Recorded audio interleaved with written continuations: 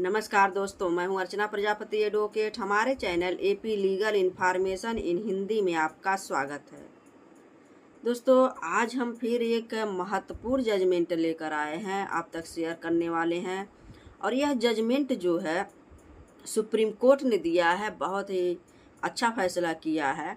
और यह जो जजमेंट आया हुआ है वह नाबालिग के ऊपर से जजमेंट है।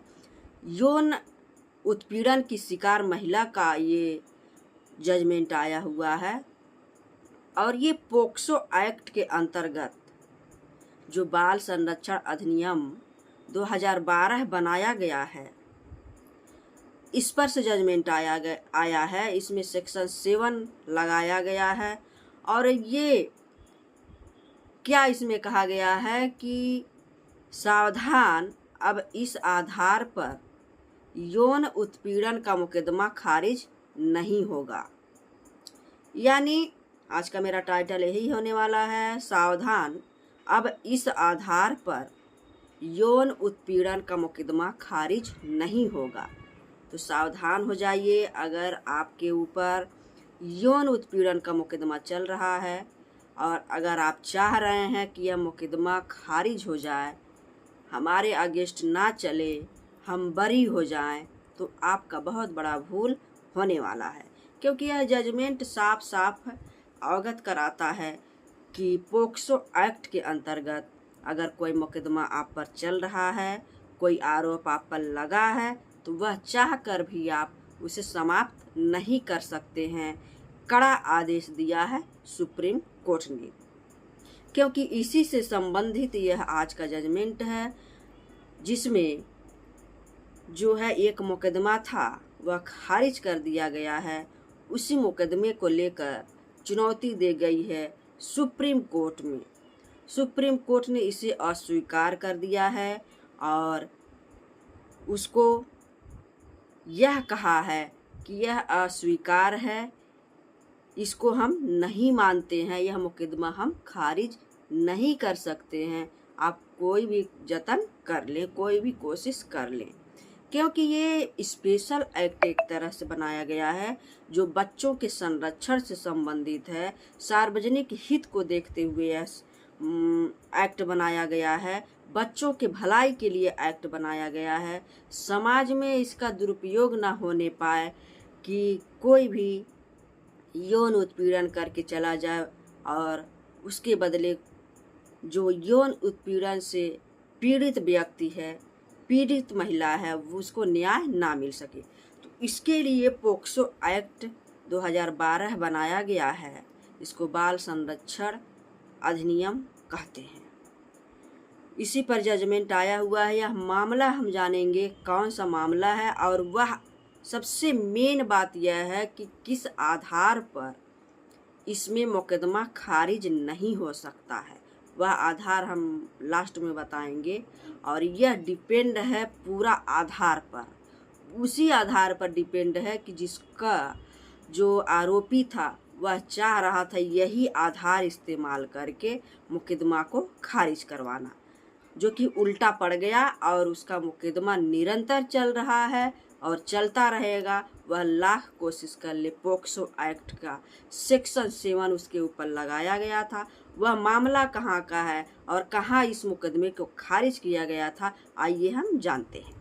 दोस्तों, हमारे चैनल पर आप नए हैं तो like share subscribe all button click कर लीजिएगा, क्योंकि हमारे चैनल के माध्यम से ऐसे ही कंटेंट आप तक पहुंचता रहता है।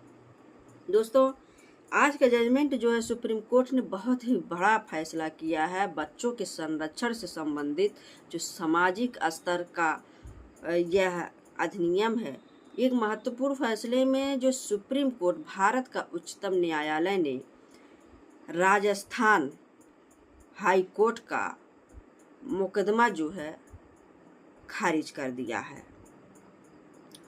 वो उसके फैसले को क्या किया है, खारिज कर दिया है, जिसमें आरोप क्या था कि एक नाबालिग बालिका थी और बालिका यानी छात्रा थी, एक नाबालिग छात्रा थी जिसके साथ जघन्य अपराध किया था एक शिक्षक ने। एक शिक्षक ने क्या किया था, एक नाबालिग बालिका का स्तन को छुआ था और सहलाया था या रगड़ा था। इस बात का आरोप लगाया गया था शिक्षक पर। वह आरोपी था, आरोप भी सिद्ध हो गया था। तो आरोपी क्या चाहता था, यह मामला जब राजस्थान हाई कोर्ट में जाता है तो राजस्थान क्या करता है, वहाँ आदेश कर देता, उसके मामले को रफा दफा करने की सोचता है और खारिज कर देता है। इस मामले को जब खारिज कर देता है, हम कहें कि लास्ट में बताएंगे वह आधार कौन सा दिखाता है कि वह मामला खारिज हो गया है। और उसी आधार को देखते हुए सुप्रीम कोर्ट ने इस मामले को अस्वीकार कर दिया गया। खारिजा को माना ही नहीं कि आपने खारिज कर दिया, हम इसको नहीं मानते हैं, जो कि यह खारिज करने वाला एक जघन्य अपराध में आता है। जो यौन उत्पीड़न से उत्पीड़ित महिला है, पीड़ित महिला है, उसको क्षम्य नहीं किया जा सकता है। पीड़ित व्यक्ति को जो बाल संरक्षण अधिनियम अंतर्गत, पोक्सो एक्ट के अंतर्गत अगर कोई आरोपी है तो उसको क्षमा नहीं मिलेगा और उसके ऊपर केस निरंतर चलता रहेगा। तो जब राजस्थान हाई कोर्ट का फैसला आया तो यह मामला खारिज हो गया था। तो अपीलकर्ता, याचिकाकर्ता जो था, जो पीड़ित व्यक्ति की ओर से, नाबालिग है तो जाहिर सी बात है उसके माता पिता में से कोई भी या कोई उससे सगा संबंधी रिश्तेदार होगा, वह मुकदमा कर सकता है।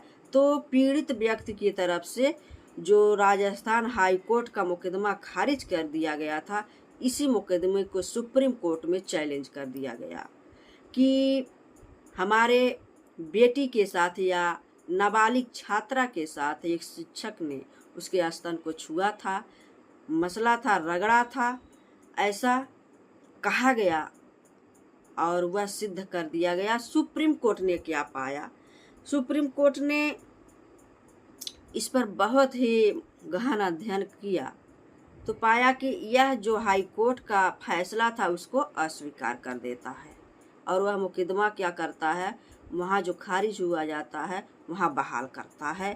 कहता है कि ऐसा नहीं हो सकता है कि आप इस मुकदमे से बरी हो जाएं, कोई भी आधार आप दिखाइए, इससे कोई फर्क नहीं पड़ता है, क्योंकि खास तौर पर यह नाबालिगों से संबंधित एक्ट बनाए गए हैं, अधिनियम बनाए गए हैं जिनका संरक्षण करता है।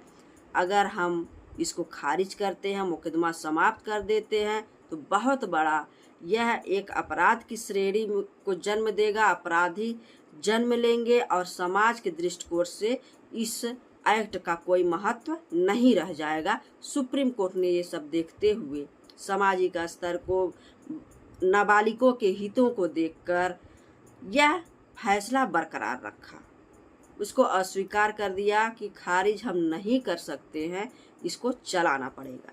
यौन उत्पीड़न के आरोपी था, वह आधार क्या लिया था, आइए अब हम जानते हैं। आधार मेन इसका टॉपिक आधार पर ही यह डिसाइड हुआ था। आधार क्या था कि आपसी सहमति, आपसी समझौता।